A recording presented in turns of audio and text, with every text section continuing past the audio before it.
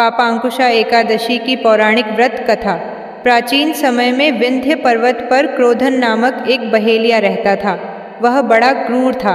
उसका सारा जीवन पाप कर्मों में बीता। जब उसका अंत समय आया तो वह मृत्यु के भय से कांपता हुआ महर्षि अंगिरा के आश्रम में पहुंचकर याचना करने लगा। हे ऋषिवर, मैंने जीवन भर पाप कर्म ही किए हैं।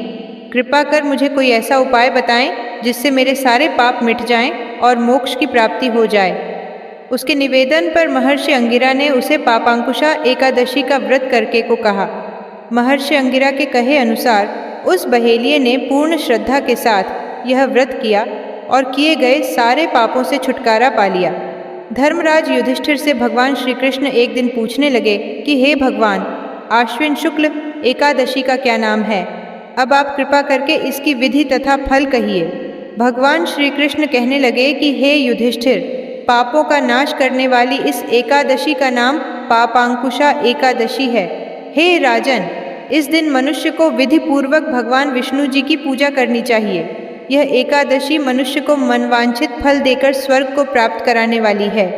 मनुष्य को बहुत दिनों तक कठोर तपस्या से जो फल मिलता है वह फल भगवान विष्णु को नमस्कार करने से प्राप्त हो जाता है। जो मनुष्य अज्ञानवश अनेक पाप करते हैं परंतु हरि को नमस्कार करते हैं वे नरक में नहीं जाते। विष्णु के नाम के कीर्तन मात्र से संसार के सब तीर्थों के पुण्य का फल मिल जाता है। जो मनुष्य भगवान विष्णु की शरण में जाते हैं उन्हें कभी भी यम यातना भोगनी नहीं पड़ती।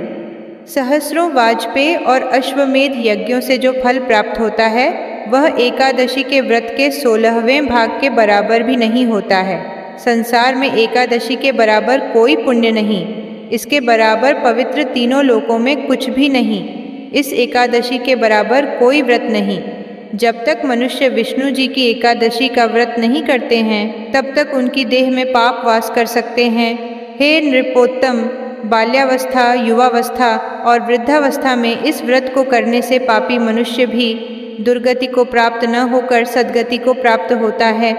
आश्विन मास की शुक्ल पक्ष की इस पापांकुशा एकादशी का व्रत जो मनुष्य करते हैं वे अंत समय में हरिलोक को प्राप्त होते हैं तथा समस्त पापों से मुक्त हो जाते हैं। सोना, तिल, भूमि, गौ, अन्न, जल, छत्री तथा जूती दान करने से मनुष्य यमराज को नहीं देखता। जो मनुष्य किसी प्रकार के पुण्य कर्म किए बिना जीवन के दिन व्यतीत करता है वह लोहार की भट्टी की तरह सांस लेता हुआ निर्जीव के समान ही है। निर्धन मनुष्यों को भी अपनी शक्ति के अनुसार दान करना चाहिए तथा धन वालों को सरोवर, बाग, मकान आदि बनवाकर दान करना चाहिए। ऐसे मनुष्यों को यम का द्वार नहीं देखना पड़ता तथा संसार में दीर्घायु होकर धनाढ्य, समृद्ध और रोग रहित रहते हैं।